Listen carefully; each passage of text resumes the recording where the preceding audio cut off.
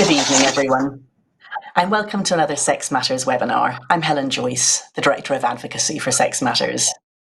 So our topic this evening is collecting data about sex, and Sex Matters has just published a guide to doing this, which starts from first principles, which is why are you collecting the data, and runs through all the relevant considerations such as privacy, deciding what sort of data is special category, and how you handle people with gender recognition certificates.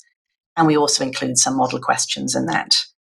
So we were actually working on this document for quite a while, and as we were preparing to publish it, we got the news that Professor Alice Sullivan of University College London has been commissioned to review data and the treatment of sex and gender when it comes to official data.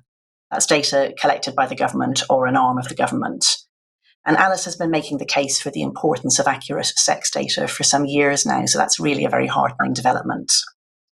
So what we're going to do this evening is we're going to start with Maya giving a presentation of our own guide, the principles, the recommendations, and with thanks to Alan Hennis of Sex Not Gender, which some of you will know from Twitter, some real life examples of what really you should not do. And then I'll bring in my two guests, who are Michael Biggs, who is on our board at Sex Matters. He's a sociologist at Oxford University, and Lucinda Platt, who's a professor of social policy and sociology at the LSE. And we'll talk about why it's important to collect accurate sex data, where things have gone wrong, and how they think they can be put right. So this has been our most popular webinar to date. It's great to see that everyone else is as much of a data nerd as we are. And loads of people submitted questions beforehand, which we've shared with the speakers and with Maya as well from doing her presentation. So hopefully quite a lot of them will be picked up automatically in her presentation. She's going to talk for about 20 minutes. And then we're going to go to our experts for responses on what they've just heard, but also talk a bit about what happened with the sex and gender identity questions in the census and what we think might come out of, or what we hope might come out of the Sullivan review. We're going to wrap up bang on 8:30, and shortly after that, the recording will be available on our YouTube channel. All right, Maya, over to you. Thank you, Helen. So we produce this guidance really because this is the number one topic that comes up in our inbox and on social media, is people writing to us and saying, have you seen these crazy questions? And they're either writing to us saying, can you help me in my work? We're working on a form or a questionnaire. Is there any guidance on how to do this well? Or else they're somebody who's using a service, or it's their child's school, or the local authority, and they're saying, how can I complain? And so this guide does both, but it's really primarily for people at work who are trying to design good questions. We've tried to make it as simple, as clear as possible, and it's sort of an antidote to what Stonewall says. And it's based on the same principles that Sex Matters applies to everything that we do, which is really treat this subject the same as you would every other subject, where you know how to collect data. There are already principles for it, and remember that everyone has rights. So the next slide. The guidance is based on the legal framework. 4 things.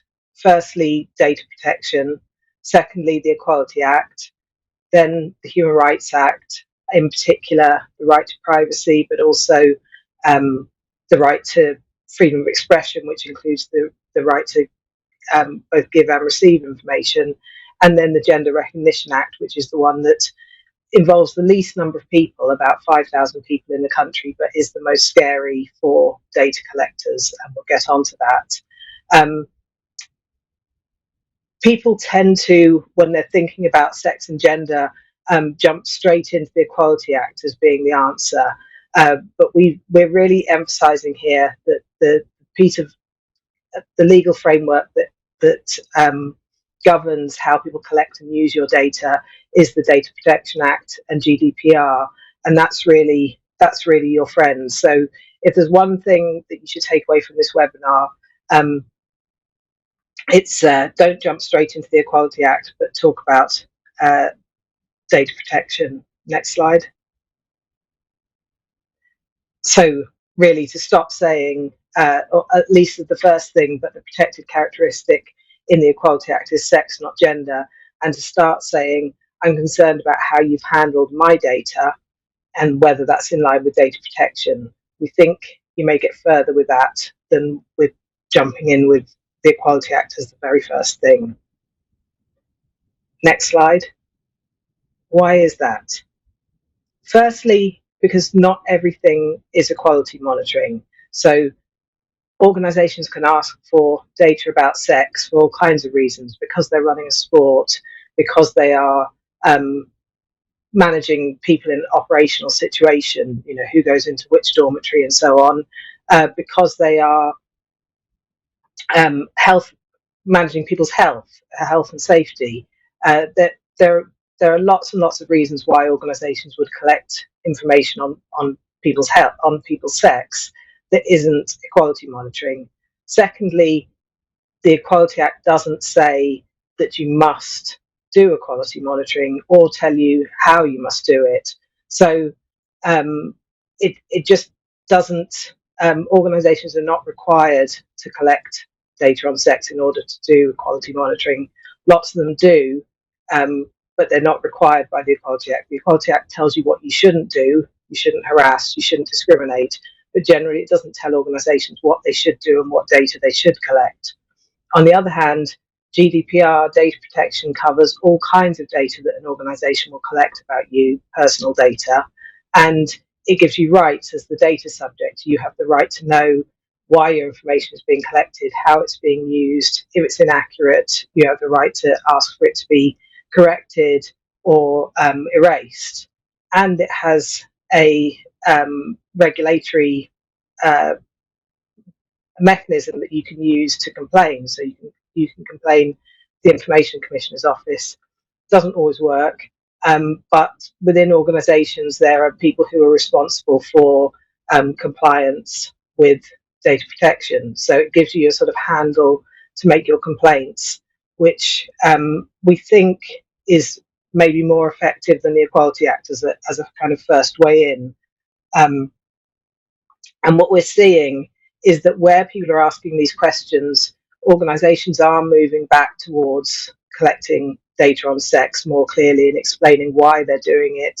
And they're clearly thinking through the data protection principles rather than seeing it as an Equality Act compliance thing. Next slide.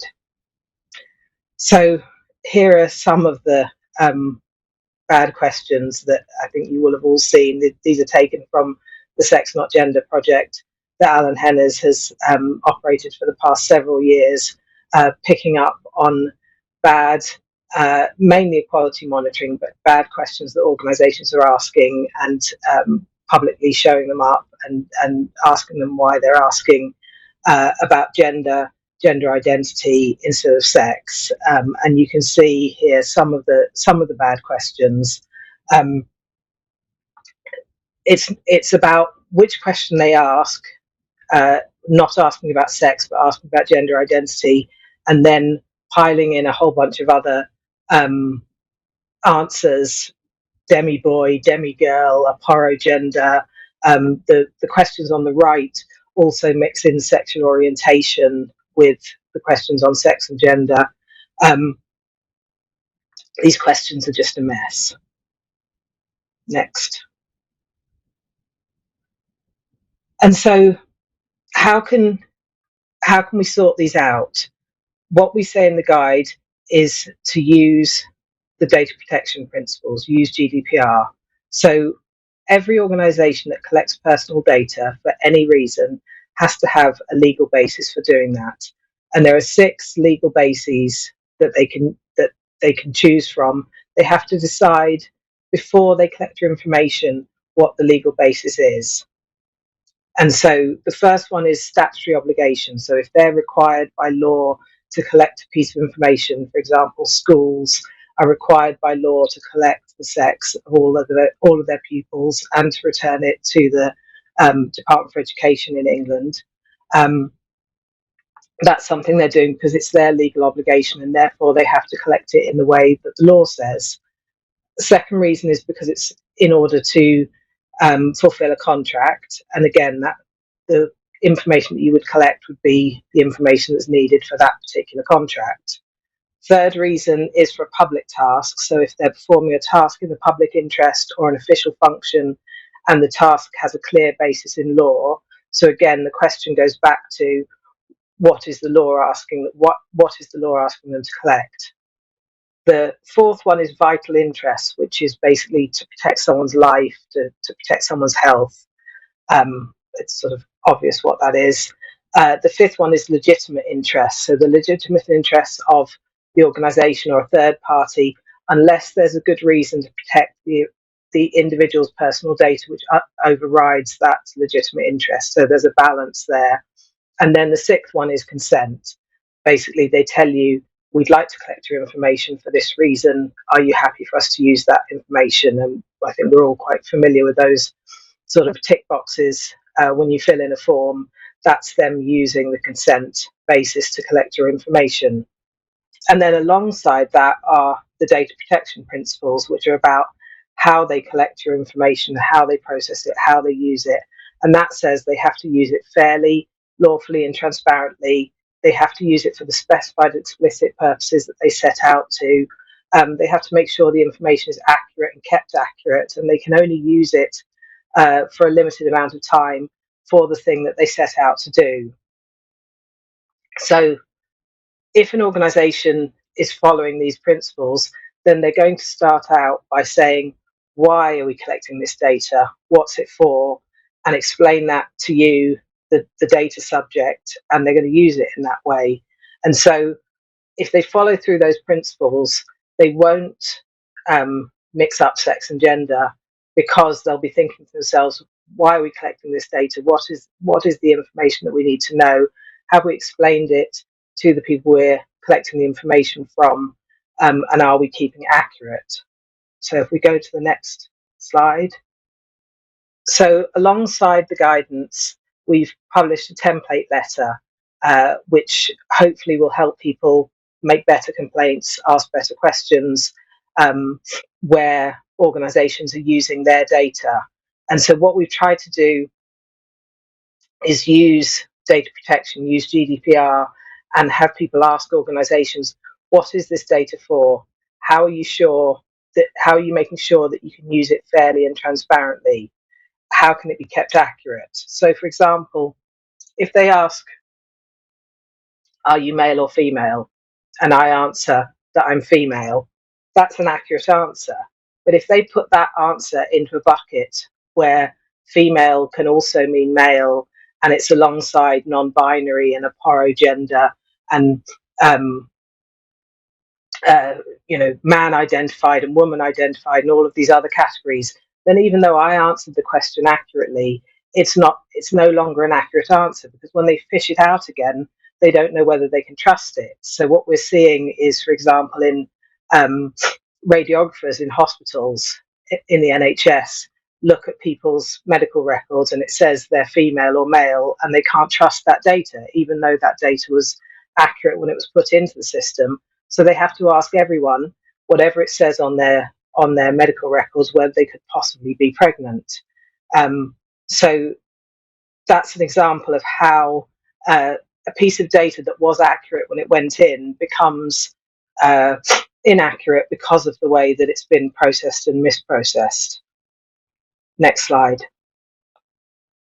So the big headache for organisations is this point that the question about what sex you are can have two different legitimate answers because of the Gender Recognition Act. It can mean, are you male or female, your actual sex, or it can mean, what is your sex as recorded on your current birth certificate or gender recognition certificate. And the question of which is the right answer goes back to, what's the reason for collecting the data? So in the guidance, we go through various kind of common reasons for collecting data and ask, if you're collecting data for this reason, are you really interested in someone's actual sex, or are you interested in their sex on paper? And for almost every reason, what we find is that what organisations are really interested in is a person's actual sex. So if you're collecting information for healthcare, it's someone's actual sex you care about. similarly for sport, similarly for safeguarding, and we think also for social statistics and also really for equality monitoring. So it's only if you're collecting information for tax and pensions, where we know that a gender recognition certificate changes someone's sex, that the variable you're really interested in is what's their sex on a piece of paper. But for most situations, the variable you're interested in is what's their sex in real life. Next slide. So the second most important message that we want you to take away from the report is that organisations are wrong when they say you should only collect what they're calling legal sex or gender identity even, and not collect biological sex or actual sex. This is simply not true. If the information that you need in order to do the job that you're trying to do is a person's actual sex, then that's what you need to collect. Next slide. The Equality and Human Rights Commission disagreed with this in 2020. I think they may have updated their view since then, but in 2020 they disagreed with this, and Women's Place UK went and got a legal opinion, which is quite helpful and which is on Women's Place UK's website, which picked up on this point about whether you have to collect a person's legal sex or their actual sex. And what the Equality and Human Rights Commission had said at that time was that Article 8, the right to privacy, means that you can't ask people the actual sex. And what Aidan O'Neill said in that opinion is that you can, because Article 8 is a qualified right. Everyone has the right to respect for privacy, but there are lots of situations where that privacy can be broken for economic well-being, public safety, the prevention of disorder, protection of health, and those are all the same kinds of reasons which are covered by data protection rules. Those are the kinds of legal bases for collecting information.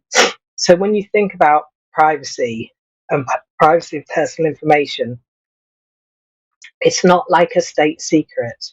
It's more like the personal information that lots of people know about you at work. For example, if you go to work, your colleagues will know what sex you are. They'll probably know what race you are or be able to describe your race. They may know what religion you are.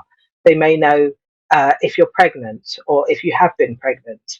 Those are not secrets, but if your employer wants to keep a list of everyone who's a certain race or a certain religion or who's pregnant, they have to have a good reason for doing that. That's the level of information privacy that there is about your sex, not that it's a sort of state secret that can't be shared with anybody. Next slide. So just to summarize, these are the good practices that we set out in the guidance. Follow ordinary data protection principles.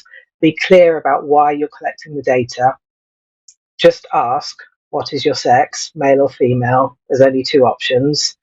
If necessary, explain the terms, explain whether you're asking for actual sex or sex recorded at birth, as it's sometimes called, or if you're asking for sex as recorded on a GRC, if you need that level of accuracy, and consider whether to include a prefer not to say option, which is the easiest way to give people privacy over their data. Then the guide also looks at what if you want to collect information about whether people are transgender. And it doesn't say that you must do this or you should do this, but it does answer the question about what if you want to do this. And again, it starts with the same principles. Start with asking, why do you want this information? What's it for?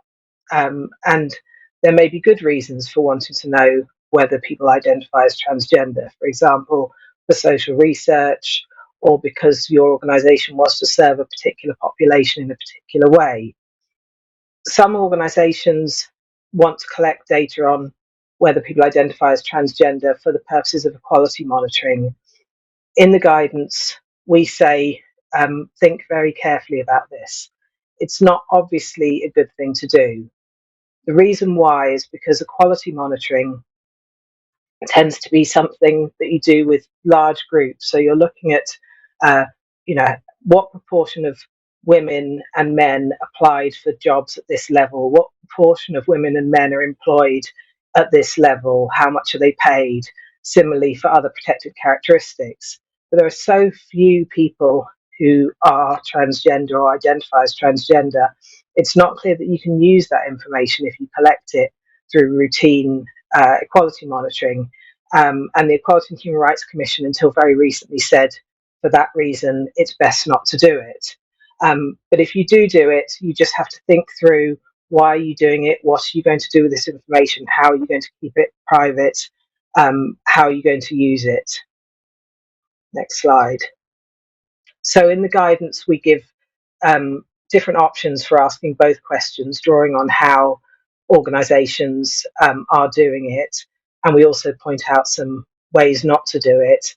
In the end, we think the simplest way is best. So asking, what is your sex, male or female? And then if you want to ask people, are they transgender?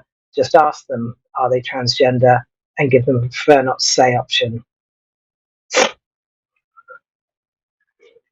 Some organisations have chosen to ask the question about whether people are transgender using the definition that's in the Equality Act. So they ask them, this wording comes directly from the protected characteristic of gender reassignment. Have you gone through any part of a process to change the sex you were described at birth, the gender you identify with, or do you intend to?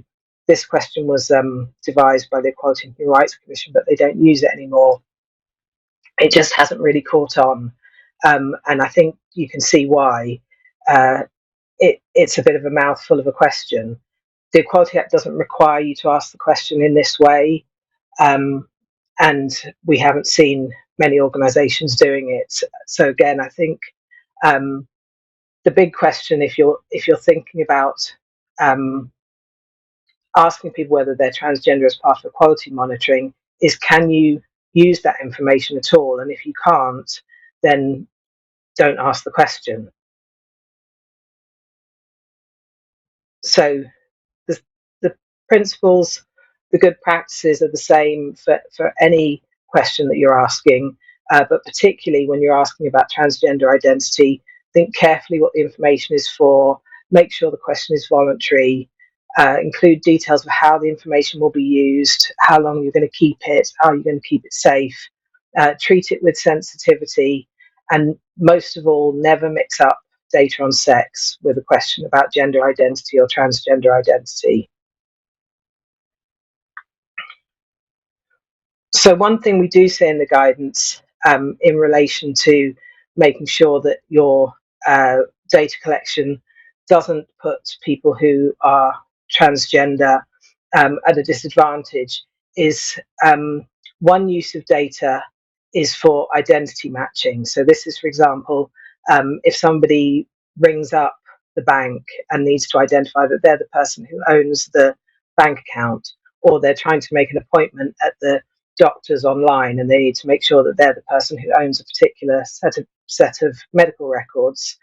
Traditionally, organizations would use sex or gender, meaning like, you'd expect someone who's called Mrs. to have a female voice and you'd expect someone who's called Mr. to have a male voice. And if those don't match up, then the protocol would be something's wrong here. And nowadays, it's often not necessary to do that. You have PIN numbers, you have fingerprints, you have all kinds of other ways of identifying that the person who's trying to access a record is the person who owns that.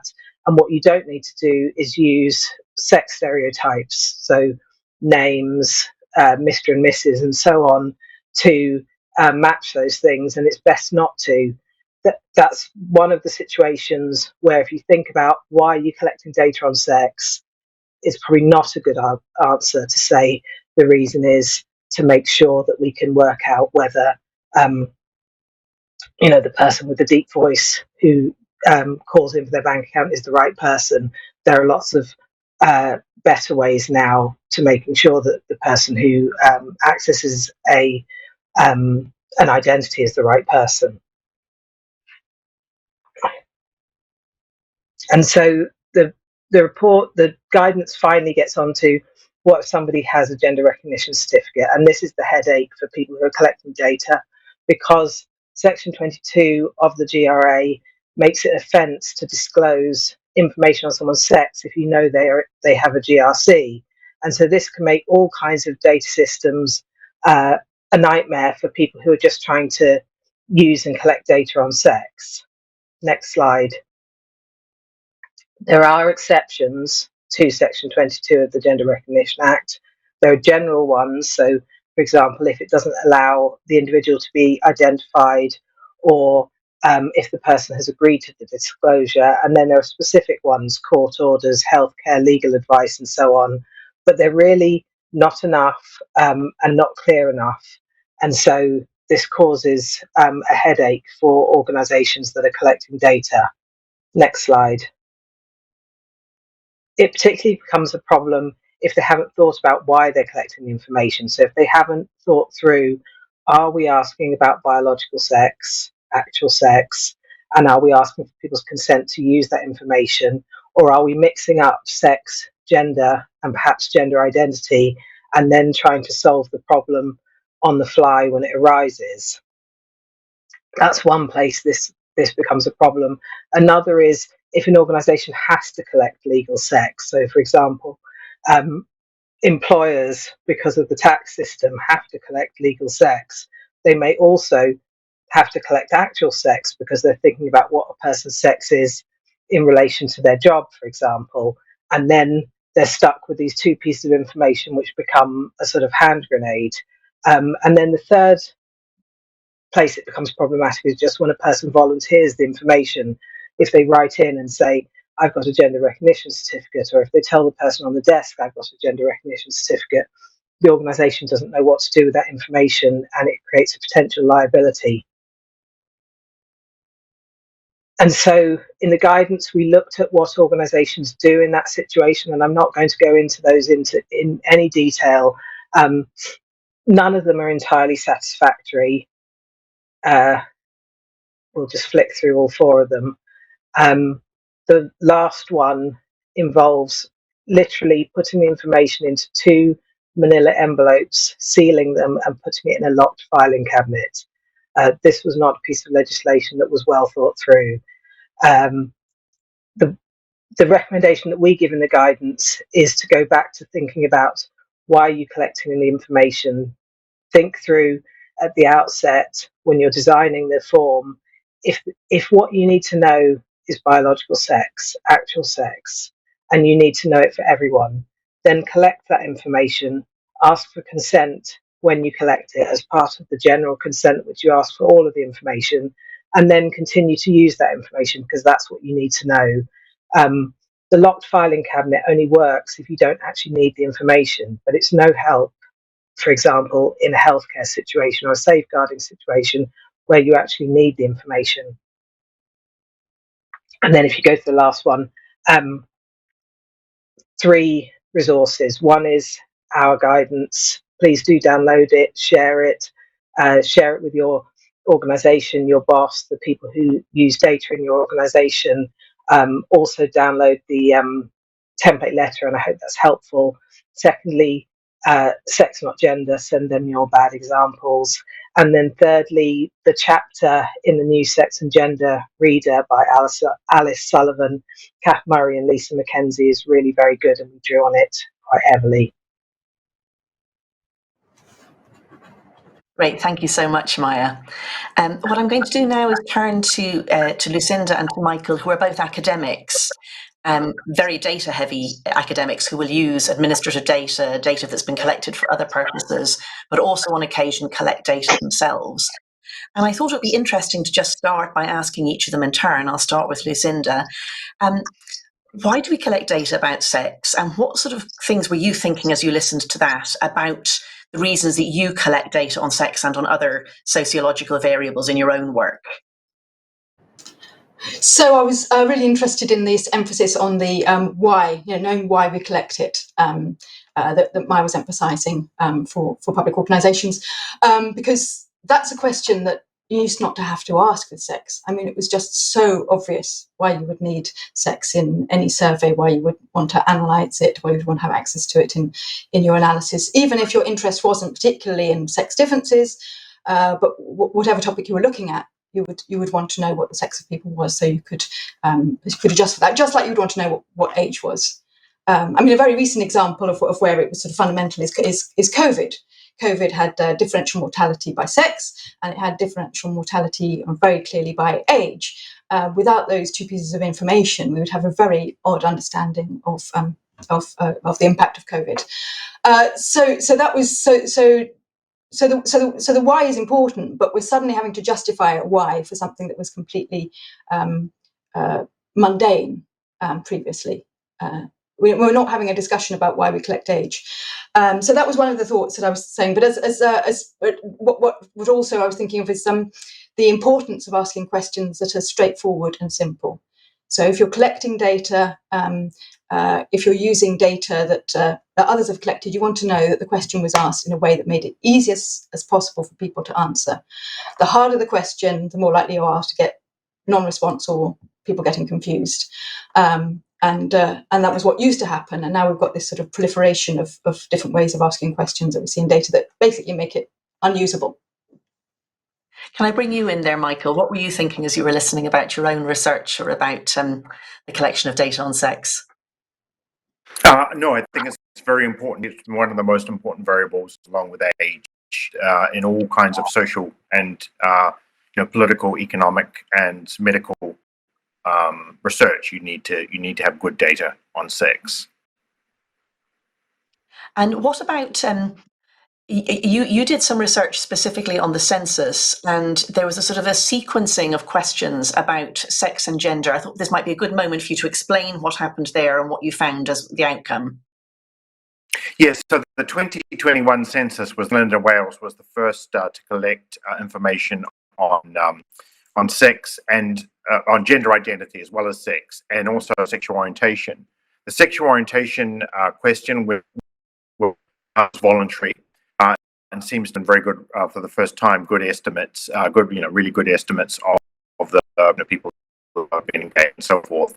However, the gender identity question really was disastrous because it was asked in such a way that a lot of people didn't understand what they were answering, and so we have fundamentally flawed. Rather than having a good estimate for the first time of people, the number of people who identify as transgender in England and Wales, we have really statistics which will now, we worry that will be used as basis to say actions like for local authorities and other kinds of government actions based on this incredibly flawed The question was, instead of asking, are you transgender, and a possible way of specifying with your non-binary, instead they asked, is your gender identity different from your sex registered at birth, which is, for those people in the professional managerial class, we know what that means. We've had the Stonewall training, so we could answer accurately. But a lot of people in Britain, but those people without good English, or without sort of in jobs that don't provide access to this training, are not going to know what that is. Obviously, there are so many errors and anomalies in the answers. For example, the argument that the census claims that 1 in 67 Muslims is transgender, which of course is completely ludicrous. So, because basically there's confusion, you have data which is not just unusable, but also is inaccurate. Right. Maybe we could bring Lucinda in as well now. Lucinda, I was thinking about, when I was listening to Maya's presentation, I was thinking, anyone who ever deals with data knows there's a lot of inaccuracy in it. And I mean, the example that Michael's given specifically was about a very specific sort of inaccuracy where the question was just basically incomprehensible to large numbers of people. But more generally, in this world where people don't understand why we would ask about sex, or are pretending to have forgotten why we would ask about sex, we're going to get inaccurate answers, whatever we do, basically, at this point. Like, some people are going to write down their gender identity even if you clearly ask about sex. How much does that matter in general if people aren't giving you the answer to the question you specifically asked?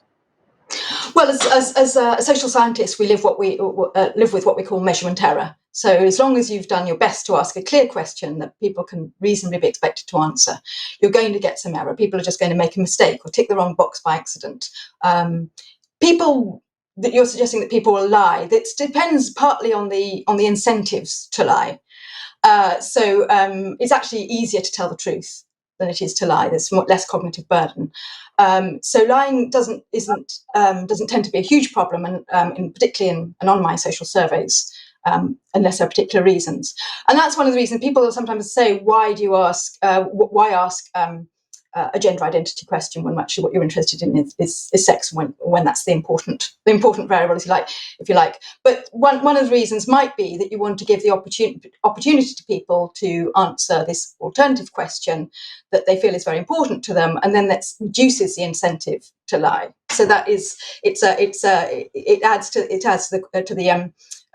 kind of the question burden. But it is an argument that's been used, and we saw something sort of slightly similar with when ethnic group was being asked and how to best ask ethnic group, that they put the national identity question before the ethnic group question, so people could very clearly say, "I'm British," before being asked about their ethnic group, so they weren't struggling to say, "Okay, I'm Pakistani but British." So they already had that option. The trouble is with the census question, of course, that it was incredibly poorly designed, because the assumption, I think, was, and Michael might say more about this, the assumption was that you only needed to test the question on those who were invested in answering it. Whereas, of course, the opposite is the case. You need to ask a question that people who know nothing about it can therefore answer straightforwardly, whether that's by saying prefer not to say, but usually by saying no. You don't need to know what a chief executive officer does of a particular institution to be able to know that you're not that person. So also there's great emphasis on good question design in social surveys, and because you know that people answer these questions voluntarily. Which also relates, I think, to Maya's point about, what's the conditions under which you keep this data, and that you have to promise to look after it well. Then the researchers themselves are incentivized to ask good, clear, simple questions. And Michael, can I turn back to you, because I know you've been following what's going to happen, if anything, with that data. I mean, the ONS are looking at it themselves, aren't they? Whether or not the sex and the gender questions can be usable, whether they can be badged as national statistics, meaning that they're absolutely of the highest standards. Is there anything you can share with our audience on that? So what happened was that in April, after I sort of published my article in The Spectator, which sort of summarizes an academic article which is now under review by a sociology journal, the ONS, the Office for National Statistics, announced an investigation into the gender question, as did the Office for Statistics Regulation. And I've had meetings with both of them, as has Alice Sullivan. Investigations dragging on and on and on. They still haven't finished their investigation. It was meant to be first in July, and now it's September and November. We don't know exactly what's going to happen. Obviously, the ONS doesn't really want to admit that they made significant errors. So we'll have to see what happens. I think what's particularly problematic is it's not just the census. Because it's the census question, it's recommended across all government surveys. For example, there's a huge, very good GP patient survey with hundreds of thousands of people in it, and that means the same question was used in that, and articles have been published in medical journals based on the transgender patients, which again I think is completely bogus information. For the GP patient survey, they claim that 1 in 50 Muslim GP patients is transgender. There's a much higher rate of being transgender than any other religion, including people without religion, which of course again is absurd. And yet these data are being published in medical journals and may actually influence the treatments given to trans people identify as transgender. So this is very, it really is a concern. So I would like to talk a bit about what we might expect from the Sullivan review, but first I'm just going to take a couple of the questions that have been submitted during the webinar. So one is about university students, because it's become quite ordinary to ask them for their pronouns when they're completing forms, say referring for counselling or so on. Would either of you like to say what you think, whether this is a good idea, B, even lawful if we think about what's the basis for doing it? Anything at all about that sort of approach that we started talking about what people's pronouns are or what they identify as in just the most ordinary of settings? Well, I think it's unhelpful because asking a question gives it a sort of legitimacy and leads to expectations, and so it's leading people to think that declaring pronouns is kind of a standard behaviour. That doesn't mean to say that people can't declare their pronouns if they want to, but the proliferation of this standard behaviour actually has a number of knock-on effects that sort of concerns me.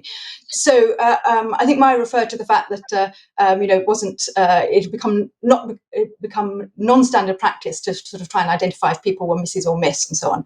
And we know that in a lot of research, we know that when people used to write routinely, say on as part of their signature, they used to write Mrs. or Miss.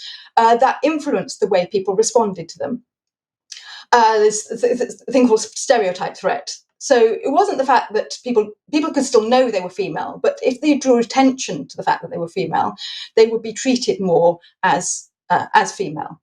And so we're encouraging women to draw attention to that, and on the other hand, we're implicitly encouraging men to draw attention to the fact that they're male, which has the opposite effect. So they're implicitly asserting kind of their authority. The other problem with asking for pronouns is that for those people who are uncertain, are unsure, are going through a process of exploration, if you like, then asking for their pronouns is effectively outing them. Just like if a sort of a standard form asks people to routinely declare their sexuality before going into I think your example was a counselling session. This wouldn't be seen as acceptable. It might be something that would be explored in counselling, but you don't have people putting heterosexual in their email signatures, and the implications of that, of course, would be seen as being immediately problematic. So I think we often talk about whether people should be allowed to have be referred to their pronouns when they're trans. My concern is particularly in this example of people using the pronouns that do actually fit with their sex, and the implications of that for how they're treated and how people respond to each other. Michael, I don't know if you want to add anything to that. I know, I agree with perfectly. The oddest example I had was when my son registered for sixth form. He had to do a click-through online where you had to finish each screen before you could progress. And one of them was a question, what do you identify as male, female, non-binary? And so he couldn't actually even register for his sixth form without declaring that he identified as something. I almost wonder if either of you have any advice about what to do in situations like that where you sound like you're being just arsey when you complain. Like, it sounds like a minor thing, but I found that quite irritating. Is there any good advice on, we've got advice in our guidance about how you can complain if you want to complain within GDPR, but how do we start to get across to people that it's not just benign to be asking people for their pronouns or do they identify as things without actually thinking through why you might want this sort of data? Have either of you had any good luck on this? So I think the thing is, it's like asking for people to make a religious declaration of, do you believe in, Jesus Christ as the Son of God? I mean, you ask that kind of. I mean, that's, of course, there might be people who believe that, and they're welcome to say so, but you shouldn't be asking them whether they believe that. So I think there's a I just think, again, that's not something an organisation should be collecting. Okay. Lucinda, anything to add to that? No, except that the difficulty of is again when people are required to give their pronouns in order to complete their personal information, and that's I don't update my personal information at LSE because I can't update it without declaring pronouns. I have complained, but as you say, it's very difficult. This thing that is seen as being sort of unproblematic, lots of people do it, lots of people don't probably even know why they do it. It's quite difficult to get across why you think this might be a problem and why it might be particularly damaging for your female colleagues to do so if they haven't got to that point themselves. It's a struggle. Someone has just put in the Q&A that at Warwickshire University dorms you can get door handle signs and pronouns are on all of them. So, I mean, it's not just that you're declaring them once, it's that every time someone walks past your door, your pronouns are on it. All right, let's. We've talked a bit about the census, which is the big sort of past but hopefully ongoing issue that we've had with data collection. The other one is the Sullivan Review that's coming up. Now, I understand that the terms of reference have not been published yet, but that they are expected very shortly. So, what I'd like each of you to do is to explain what you think we might get out of this, what you're hoping for from it. And Lucinda, I'll start with you. So what I would hope for is some greater clarity. I think there is an awful lot of confusion in this area. I think about why some of the issues that Maya covered. People haven't thought through why they're collecting the information they are. And so to have a review which actually looks at the sorts of information that is collected and clarifies why we should be asking sex, in what situations we might be asking additionally about being transgender or gender identity, and why. I think would be the most helpful, and I think it's going to be really important also because I think there's been a sort of degradation of data to some extent, but also a loss of trust in data. So we simply don't know necessarily when we're looking at, for example, some forms of administrative data where you don't know very clearly how that information is necessarily being collected. And maybe there's a flag which says gender and says male and female, and we don't know whether that's somebody just using gender because a lot of people still use gender when they mean sex, because that's just habitual, and it used to be not a problem when it was just kind of a polite term for sex, as it were. But that there has been this loss of trust. We don't know what we're getting with our data. So I think some revival of trust is something that I would very much hope for with that greater clarity. And Michael, what are you hoping for? So yes, exactly. To have a clear distinction between sex and transgender status or transgender identity, we need to have a proper way of data on sex, which I'm sure the Sullivan Review will emphasise. And then finally, also a good, if we do, there may be in many circumstances we want to collect data on transgender identity, a sensible, straightforward way of asking that, which is legible people who aren't transgender, so they can, don't tick the wrong box as happened obviously in the census. And two specific fields that I think have come up a lot and that really touch on both the quality of the data and the trust are healthcare and crime.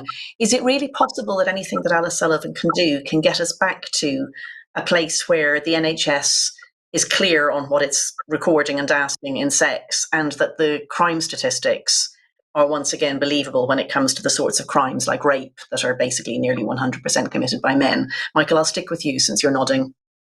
Yes, I think those are two absolutely fundamental areas where you have immediate impacts of the loss of clarity around sex, and of course, obviously particularly around, let's say, crime and around sexual crime, when the vast majority of perpetrators, females are tiny perpetrators, proportion of the perpetrators. Once you have a few men declaring themselves to be women, as has happened many times, you're actually going to have a massive effect on the, be double or triple the number of apparently women who are committing sexual offences. So and of course, so police forces and the criminal justice system in general has to report on sex, which hasn't been happening. We have to return to that. So I hope that will be one positive outcome of the Sullivan. Of course, in healthcare, also the NHS has got to get back to keeping information on sex, as well as possibly, if it's needed, information on transgender identity. Lucinda, do you have anything to add to that? No, I would agree. I mean, it took me back to the first question I think you asked about, how much does it matter if there's error in the data? And on a lot of occasions, a little bit of error doesn't matter. But I think these are two areas where, yes, error can be really important, because as Michael said, in the crime statistics, a few cases can simply distort distort the patterns, distort the apparent trends dramatically. And of course, in healthcare, if people are, if there's error in recording of their sex, then that can have major implications for their own care, but also impact on others as well. So these would be the two areas that we would really hope be some progress made on. And it does seem crazy that in an area such as health, where sex is so fundamental, that we don't have reliable recording. Well, while I've got you on the screen, Lucinda, one of the pre-submitted questions, one of our audience members said, I was told by a professor of epidemiology that sex is not as relevant to investigations as socially constructed gender because the latter is politically appropriate. And I mean, I'm guessing you just want to roll your eyes at that, but if somebody were to say something like that to you and you were, try and take it in all honesty and all seriousness, how could you persuade someone who believes that really it is our gender identity that matters in epidemiology, that actually it's our sex that matters? Where to begin? Well, first I would want to know what was meant by politically appropriate. What it suggests to me is that there is a feeling that you have to ask people things which will be in some ways palatable to them.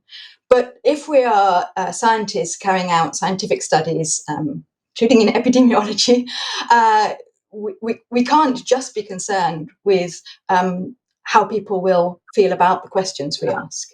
We need the information that will actually enable us to answer the research questions.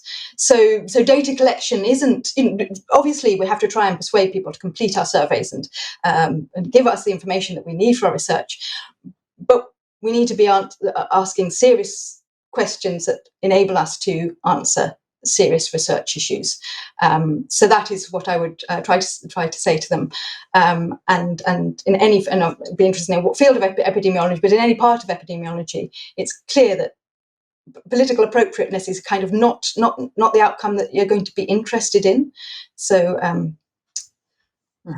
yes.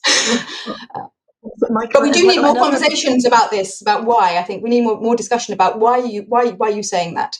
And we do need to engage. We can't. You said I'm probably going to roll my eyes. Yes, that would be my initial start. But we've got to find out why people thinking this, more about why people are thinking this is a good idea, if they are also thinking they're serious scientists going to carry out scientific studies. Yes. Now, Michael, something that we sometimes talk about within Sex Matters is, does it matter if you do or don't have a strong or a clear definition of what it is to be trans? So that's one of the questions. Like, how can you just ask a question that says, are you trans, if we don't even really know what trans means? Is that a valid concern, or is it fine to just ask somebody, like, are you religious? I don't know what religious is. Well, I suppose you could say it's the same as, are you a Muslim? I mean, there are different different variants of Islam. I mean, for example, Ahmadiyya, many Muslims think are not really Muslims, but the Ahmadiyyas believe that they're Muslims. And of course, you could say, well, how does it mean that, you have to be very pious, or can I just be, well, I was raised Muslim. So I think any kind of question like that has some fuzzy boundaries.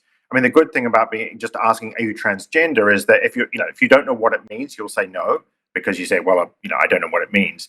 And in some ways, if you do know what it means, you may have different ways of thinking of yourself as transgender.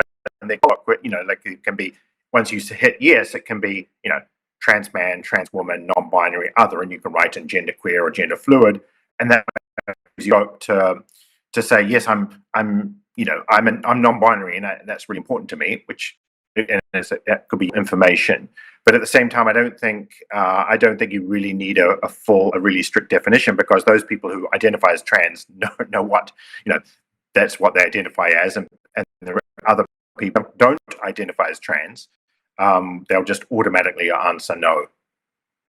Okay, that's very useful, I think, because that's something that people push back on our guidance about. They say, like, how can you ask about trans if you don't know what trans means? So a few of the questions, I'm going to just read 3 of the questions that came in, because I think of them, all 3 of them, as under the category of holding the line. They're all situations where somebody has moved or is about to move to collecting data that's more ambiguous than just sex, and people are asking, like, what can I do? So a recent survey sent to many schools in Wales, including primary schools, asked, are you a boy, a girl, or neither? Parkrun, quite famously now, because Mara Yamauchi, who's the person who asked this question, and others have been complaining about this, they ask you to say whether you identify as male or female when you're entering Parkrun, and that's what they use for their records. And then Monica Karnatowska wrote in to say that the Financial Conduct Authority is consulting on a proposal to require financial services firms to report employee data, and firms can choose whether to report between sex or gender. At least that's the proposal. So that's 3 places where organisations have either moved or are considering moving to collecting data about gender identity rather than about sex. What can people do if they come up against something like this and they want to try to convince other people that the things should go back the way they are? Either of you like to take that one?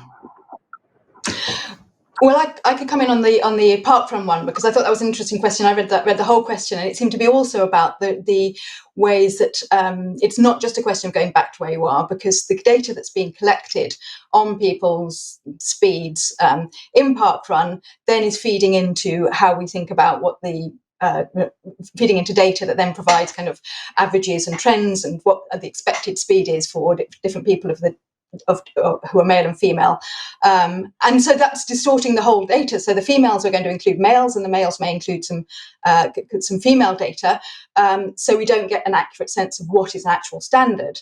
And that also then undermines the idea that there are big differences between sexes, because it's likely that then the female category speeds will go up because there are the men in them. So that seems a problem where there's not only a job to be done of going back to where we were, which I think there's been quite a lot of push to do that, but also then to what do we do about the data we've already collected that's corrupted? And that is a much trickier one, and that because that will involve quite a lot of work to unpick. We won't necessarily know, but how do you go back? Do you use historical data? Do you try and calibrate historical data? That will be a big job. And I think one of the things that comes out of some of these how do we proceed is the amount of additional work these issues are creating for all sorts of people, for sex matters, but for people who are trying to make some sense in these situations. So just commenting on that one. Maybe Mike wants to comment on one. That hadn't occurred to me, actually, the historical data issue. I mean, it may be that those things are just going to have to be bracketed as unreliable forevermore. Michael, did anything jump out at you about the other 2 examples there, the Welsh schools and the Financial Conduct Authority? Well, yes, I think that's very, very disheartening. And I think what faced with those sort of surveys, then I should object, email, write or email, and talk to other people who share the same views, and get them to sort of write or email to the people who are designing the survey, and include the Sex Matters, guidance as a resource, because of course it may well be that these people are just sort of ignorant about the importance of collecting sex and the importance of not conflating sex and gender identity. So I think I just push back when a number of people object and say, look, I don't want to answer this question because I can't answer accurately. Then that will inevitably lead to a change. Okay, we just have a couple of minutes left, and I thought it would be worth just asking each of you to comment on the possibility that we may actually have already seen our last census. So for people who don't know, the government has been thinking for quite a long time about moving to so-called administrative data. That's official data that's collected for other purposes, and using sophisticated data matching type algorithms, or, well, at this point, I don't actually know how they're going to do it. I'm not an official statistician, but anyway, we will not do a once every 10 years census ever again. Are the data sets that we will be relying on actually good enough for this? Lucinda, I'll start with you. Well, I would be very concerned. I think it's still very much an open question whether we could do a census with administrative data, and I don't think the correct case has been demonstrated. And there's been quite a lot of criticism of the census, but one of the benefits of the census is it does have these harmonised standards, or the ONS has these harmonised, do tend to be are us in the same population in a consistent way and are transparent. But we may have all sorts of different practices operating across these different administrative data sets. And for the topic here, also the ability to link people over time, where sex was often one of the key variables. You'd use sex, date of birth, you do these fuzzy matches so you could find if that person in that data set is the same as one later on in a different data set, which is fundamental. If we've messed up the measurement of sex, then that's going to be that much harder. Or if all of a sudden sex can change, then how do we deal with anomalies? So the establishment of clear rules for resolving such mismatches is going to be that much harder. I think the administrative data sets that we have, there's been a lot of advance on some of them. We can do wonderful things with them, but we can do wonderful things with them in part because we have the census. So, for example, there's pay data that has now recently been linked to the census. So we can look at pay data according to the characteristics that we measure in the census. That's a fantastic resource, but the pay data on its own doesn't have those characteristics. So it tells us very little. And also we calibrate all our information by the census, which in England and Wales, Scotland's a different matter. In England and Wales does still have very, very good coverage. And it has coverage of those who don't normally get picked up, who might actually be avoiding administrative sources for various reasons. We saw with the Windrush scandal, for example, how many people sort of went off grid. Maybe they wouldn't fill in the census either, but they certainly wouldn't appear in administrative data. So I've got very major concerns about that development. Thank you. And Michael, what about you? No, I agree completely. Abolishing the census would be a disaster. I mean, we've had a census in the UK ever since 1801. And it's an absolutely invaluable resource for statisticians, for social scientists, and of course, ultimately for family historians. I mean, family historians use this old census extensively. And the ONS, the Office for National Statistics, has not given any evidence that it's competent to use these patchwork of administrative data sets to create anything like the comprehensive portrait of the entire country that we get in the census. So I think it would be an incredibly retrograde step. Well, we've got time to try and campaign against it. And in particular, I would have thought that the NHS data is a very important part of this administrative data. And that really does appear to have totally screwed up on sex. Exactly. Yes. Well, thank you very much to everybody who's attended. And thank you very much to Maya, who did our starting presentation, and to both Lucinda and Michael, who commented further on it. I'm going to say goodbye to my guests now. And I'm just going to say a couple of words about Sex Matters and then say goodbye to the audience. So just to remind anyone who is on the call who maybe doesn't know what Sex Matters does, we are a non-profit that campaigns for clarity on sex in law, policy and everyday life. And you can become a supporter, in which case you will receive our weekly memo, which is news on sex and gender, get early invitations to webinars and such like, and other benefits. And if you give us a little bit more, you can get a bit of merch that there's a picture of there. So thank you all very, very much. And please do download the guide to collecting data and give it to the data controller at your workplace, which might be somebody in HR. In particular, if you work in computing and in form design, none of this is going to be very easy to fix if forms become standardized with silly questions about sex and gender identity. And do write in about any surveys that you see that are poor, and do send Alan Hennis at Sex and Gender your best, worst examples. All right, thank you all very much and have a good evening.